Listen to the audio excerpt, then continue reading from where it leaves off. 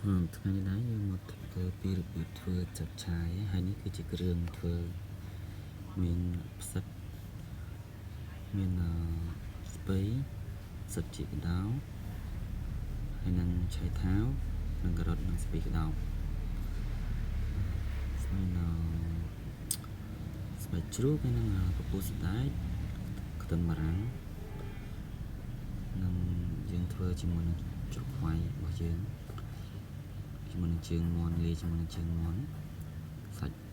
ចាប់ឆាយហ្នឹងជាដំបូងយើងត្រូវលាងពពុះសណ្តែកហើយនឹង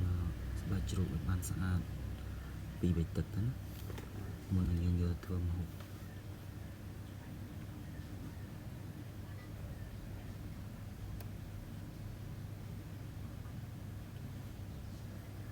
លាងវាច្បាច់វាអស់ជាតិលម្អល់ជាតិអីឲ្យស្អាត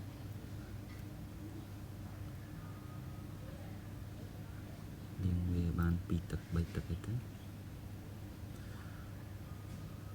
ញ្ចឹងយើងងាកមកមើលសាច់យើងវិញយើងដាក់ងាស់វារៀង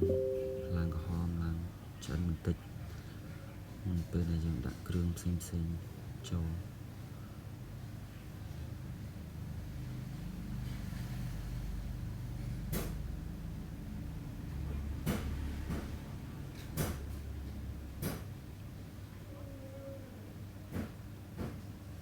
នឹងមើលទៅវារៀងឡើងក្រហមហើយយើងដាក់ខ្ទះបំពងខ្ទឹមជាមួយលាយជាមួយនឹងខ្ទឹមបារាំងយើងមើមដាក់ទឹកត្រី2ស្លាបព្រា3ស្លាបព្រា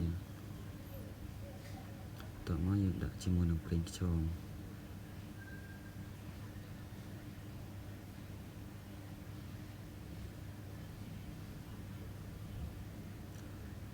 ខ្យងយើងដាក់វា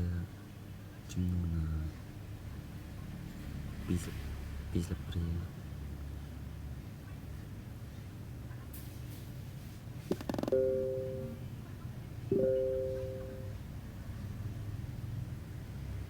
យើងកូរវាឡើងឈ្ងុយតិចមកខ្ទឹមរួចយើងចាក់ផ្សិតតិចក៏ដោយើងឆាច្បល់វា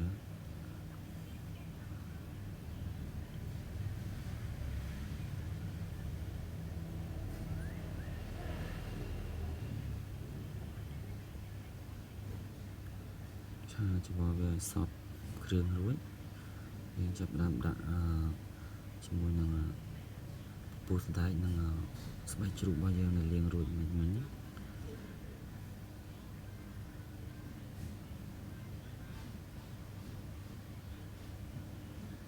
យើងកូរច្បល់វាឆាត្រឡប់វាសព្វជាមួយនឹងគ្រឿង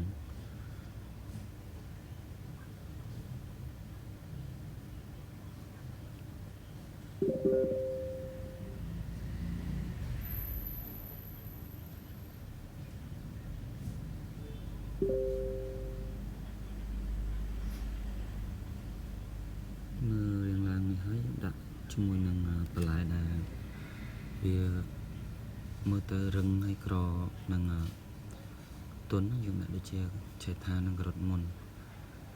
ហើយបន្ទាប់មកទៅយើងដាក់ស្ពៃក្តោបតាមក្រោយ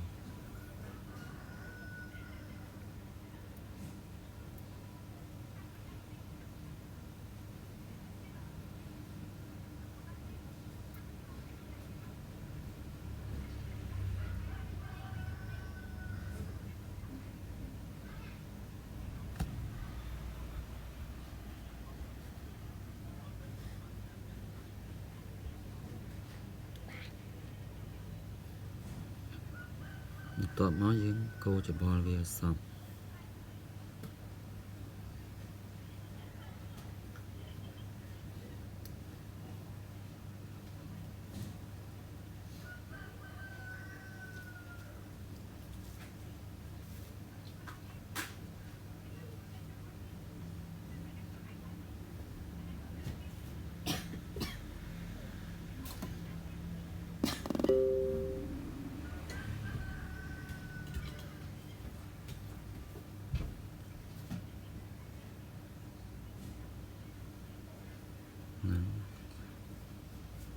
មើលសពរៀងទុនបន្លាយខ្លះហើយយើងចាប់ផ្ដើមដាក់ស្ពៃក្តោបចូល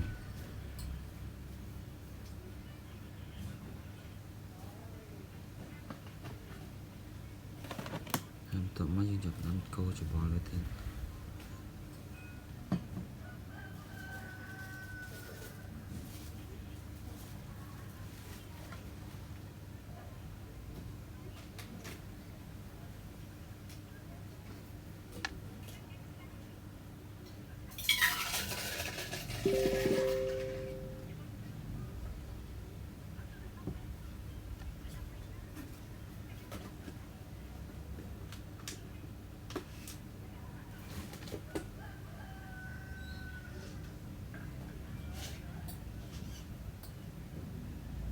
កូរច្របល់វាសព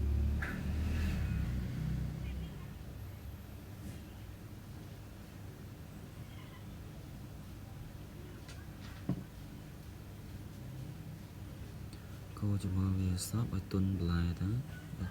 ដោយសារឆ្នាំងរបស់យើងវាទូចអញ្ចឹងយើងត្រូវត្រឡប់វារៀងទុនបន្លែបន្តិចទៅយើងដួសយកទៅដាក់ចូលឆ្នាំងជាមួយសាច់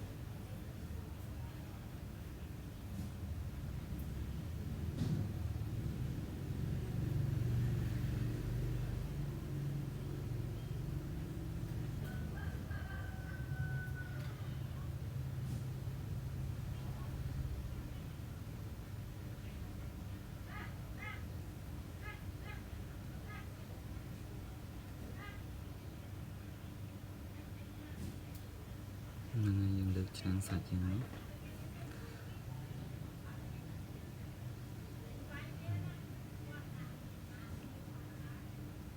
តោះមកយើងចាប់ផ្ដើមដួសដាក់ចូលឆ្នាំងជាមួយសាច់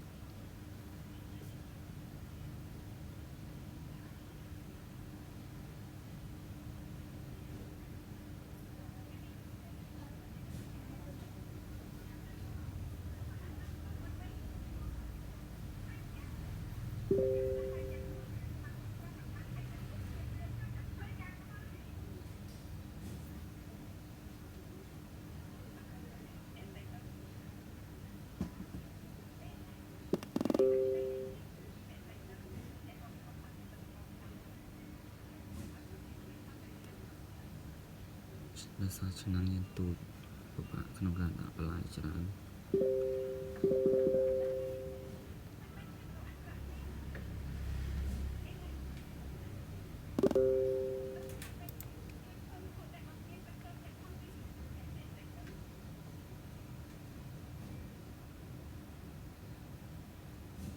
ពេលយើងដួសបន្លែ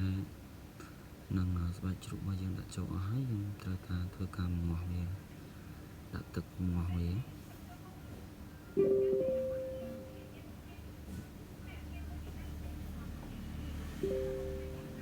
អូផ្លេច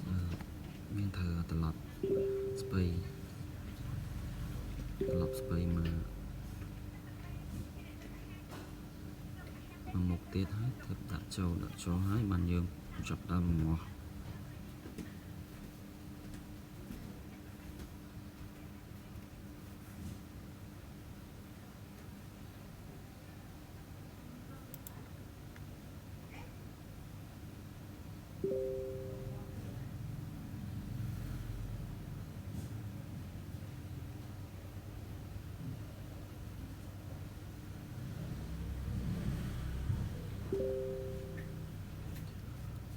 តែប៉ុណ្្នឹងទេអត់មានអីពិបាកធ្វើទេសម្រាប់ចាប់ឆាយ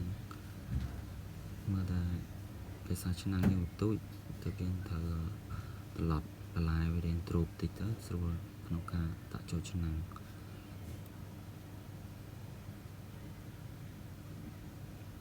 តោះមកយើងដុសស្ពៃដាក់ពីលើតិចមក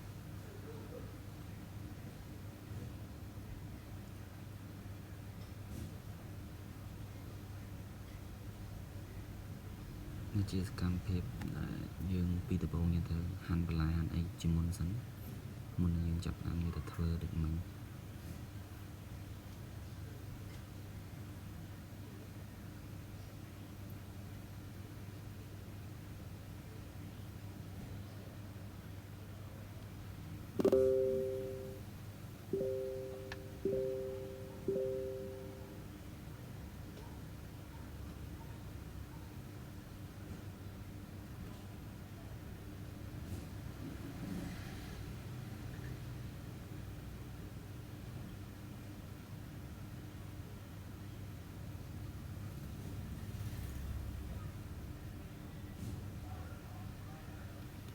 បាក់ទេបងប្អូនយើងគ្រាន់តែ